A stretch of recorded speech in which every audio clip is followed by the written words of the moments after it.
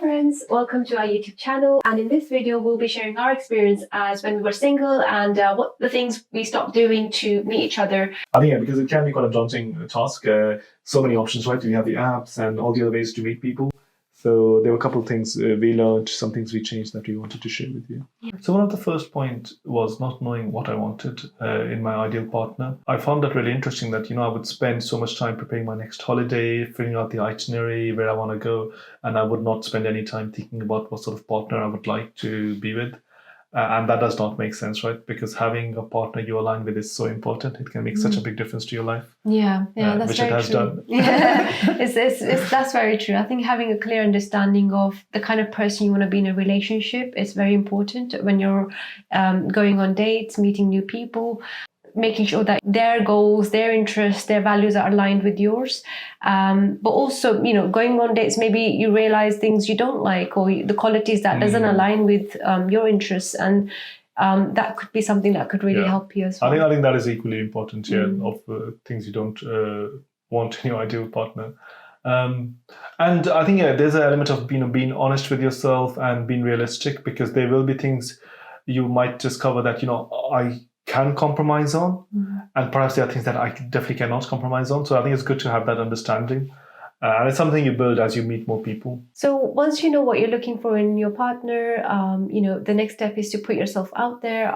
When I was single, I used to look down on apps, and one of the reasons was that it was fairly new in the market. I grew up watching movies, Bollywood movies, so, which show people meeting naturally. And so my expectations were to meet someone naturally.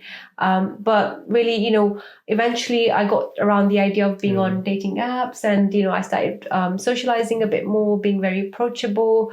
And I think that's very important when you're in that stage. Yeah, no, exactly. And I think, like for me, I'm quite an introvert person. And earlier in my 20s, like when I would be perhaps in the cities, I was working in the towns I was working in, maybe as an engineer, I didn't really encounter many girls in my social circle.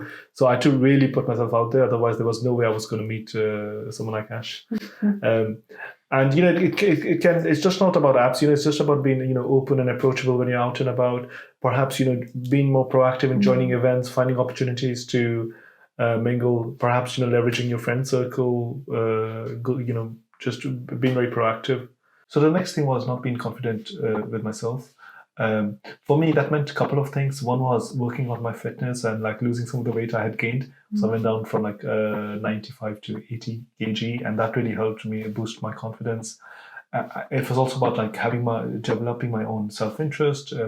At that time, it was reading a lot, and so I think it's so important to be happy individually, and then building on it together. That's so true. I think, confidence comes from being happy with yourself. And if there are things you're not happy about, it does affect your confidence when you're meeting people, going on dates. And, for personally me, when I was single, my career was a big thing. And, I wasn't happy with my career. And that kind of trickled into my relationships and the dates I went on, people I attracted.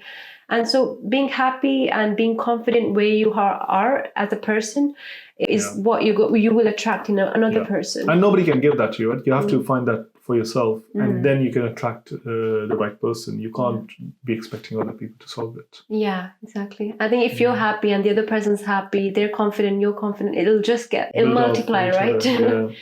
So fourth and last thing I stopped doing was not enjoying the dating process. So, I used to go on dates thinking this is the one, this guy will be it, this will be my husband. Like that. You marry me?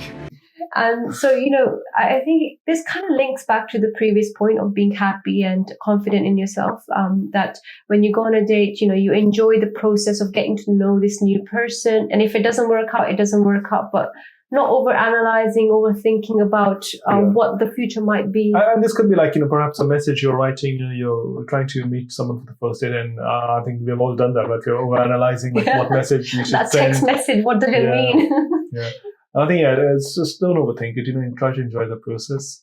And there will be setbacks, right? We've all had our fair share of, hurdles. When you're putting yourself out there will be those challenges. But, it's about not giving up. And in the long run, it will be all worth it. Like I spent so much of my years in my 20s really spending so much time effort trying to find someone, and it can be Very emotional. Yeah. Yeah. But it's all worth it in the long run. So yeah, the key is not to give up Yeah. and enjoy it. Yeah. Hope you found that useful.